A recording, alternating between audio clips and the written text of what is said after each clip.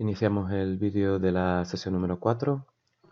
En las anteriores hemos visto las características de la creación y de la organización de la monarquía de los Reyes Católicos, en la que nos ocupa en el día de hoy. Nos vamos a centrar en los aspectos económicos y sociales.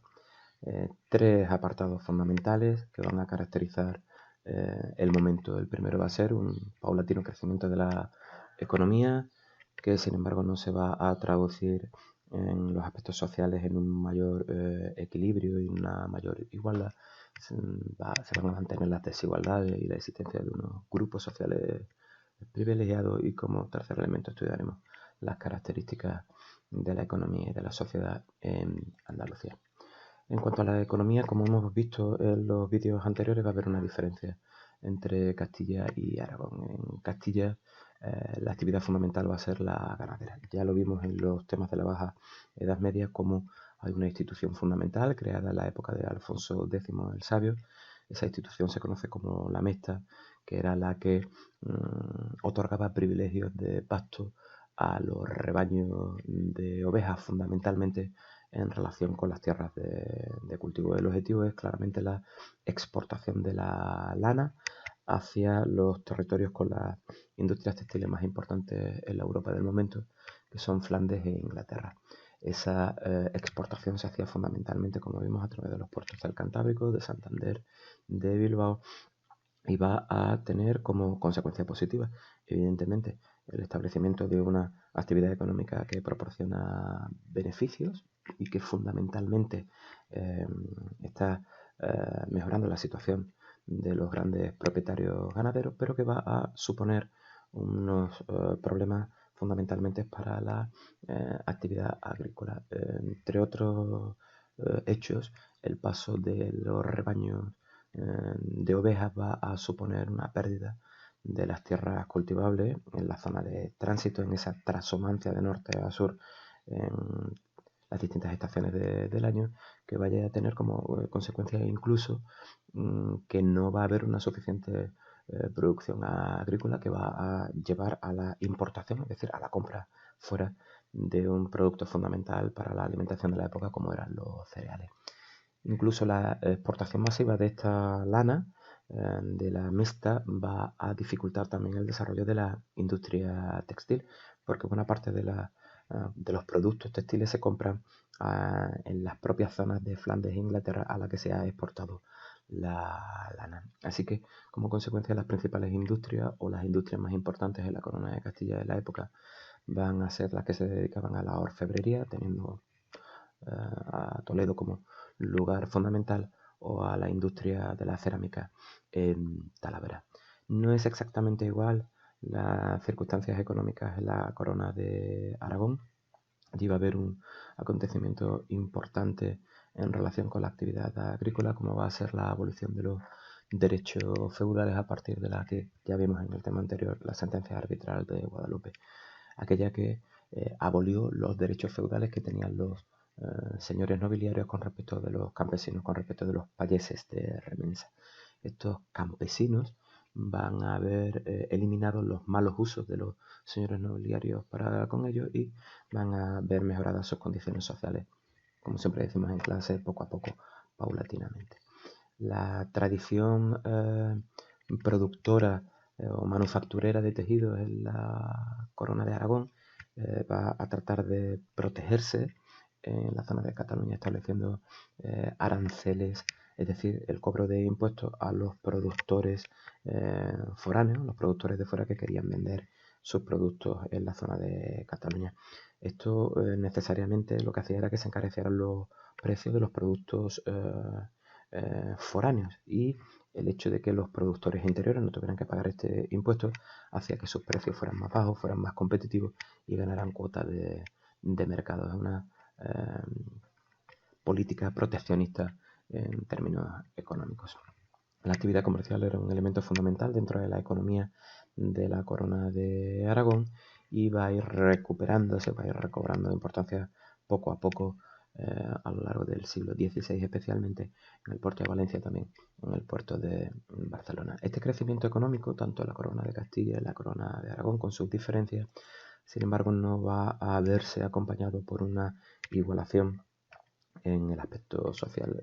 La desigualdad y el mantenimiento de privilegios sociales va a ser una de las señas características. Como hemos visto en temas anteriores, el 90% de la población está constituida por los grupos no privilegiados.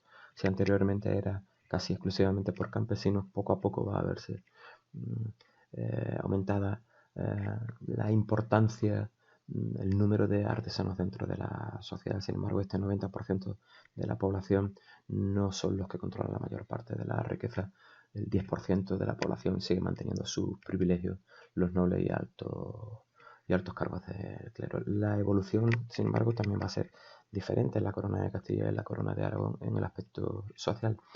En el aspecto de la corona de Aragón, la política de Isabel, de la reina, va a ir fundamentada a conseguir a asegurar la lealtad a la corona de las grandes familias nobiliarias para evitar los enfrentamientos y la discusión de su poder, como hemos visto en los apartados anteriores. Para ello va a establecer una iniciativa legislativa, una ley que se conoce como el mayorazgo. Va a ser publicada, va a ser aprobada en la localidad de Toro en el año 1505, y lo que suponía era que el patrimonio de las familias nobles no se dividía entre los distintos hijos, sino que debía pasar intacto al primogénito. En la corona de Aragón, sin embargo, la recuperación económica que hemos visto en el apartado anterior va a llevar a que comerciantes y artesanos poco a poco vayan aumentando su capacidad económica y con ello su influencia social. Su enriquecimiento va a ir acompañado de sus reclamaciones por participar en las instituciones de gobierno de las ciudades, y van a entrar en competencia con estos sectores privilegiados, fundamentalmente con la nobleza, que eran los que ocupaban los cargos en las principales ciudades. Las ciudades, tanto en Castilla como en Aragón, van a tener una población no especialmente numerosa. Tenemos que pensar que las más importantes de la época van a superar los 30.000 habitantes, solo 30.000 habitantes. En Castilla, Valladolid, Sevilla, Toledo, en la Corona de Aragón, Barcelona y Valencia. Ese proceso irá, evidentemente, a lo largo de la Edad Moderna, ampliándose, y sobre todo se verán afectados por la evolución económica del siglo XVI y de épocas posteriores. Lo último que nos queda es analizar este aspecto económico y social en Andalucía. En Andalucía de finales del siglo XV y del siglo XVI vamos a encontrar dos zonas claramente diferenciadas. Por un lado, los territorios que habían sido incorporados a la corona de Castilla hasta el siglo XIV, fundamentalmente a partir de la batalla de las Navas de Tolosa en el año 1212, que abrió a la conquista de la zona del Valle del Guadalquivir. Nos vamos a encontrar este territorio que es conocido como la Baja Andalucía y las serranías occidentales. Y por otro lado, los territorios que habían pertenecido al Reino Nazarí de Granada y que van a ser conquistados en el último tercio del siglo XV, teniendo como fecha final el año 1492. Es lo que se conoce como la Alta Andalucía y la zona oriental de la costa. Tanto en una como en otra zona, la economía va a estar fundamentalmente ligada al aspecto agrario, es decir, a la agricultura y a la ganadería. Pero hay diferencias importantes. En la zona occidental, el repartimiento de las tierras tras la conquista va a hacer que se establezcan grandísimos latifundios, grandes extensiones de tierra controladas por la nobleza, la iglesia y las órdenes militares, la de Santiago, la de Alcántara, la de Calatrava. El proceso de venta de las tierras de estas órdenes militares va a hacer que buena parte de sus posesiones sean compradas también por los estamentos privilegiados, con lo cual los latifundios van a hacerse incluso cada vez más grandes. En la zona oriental, sin embargo, los territorios conquistados en muchos casos van a permanecer bajo la jurisdicción de la propia corona.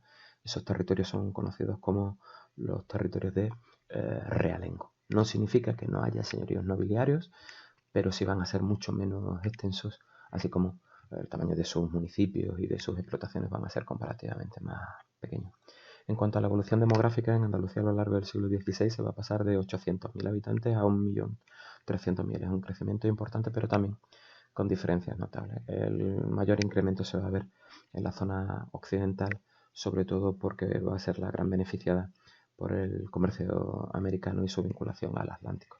Va a haber dos ciudades que van a crecer especialmente, como van a ser Sevilla y Córdoba, pero también va a haber otras que también se van a beneficiar de este proceso de crecimiento, como Jaén, Baeza, Úbeda o Jerez de la Frontera. Sin embargo, en la zona oriental, en el antiguo reino de Granada, la población va a disminuir, sobre todo por la decisión de los Reyes Católicos del año 1502 de obligar a la población musulmana a convertirse obligatoriamente al cristianismo o a abandonar el territorio. Así que incremento en la zona occidental y reducción de población en la zona oriental.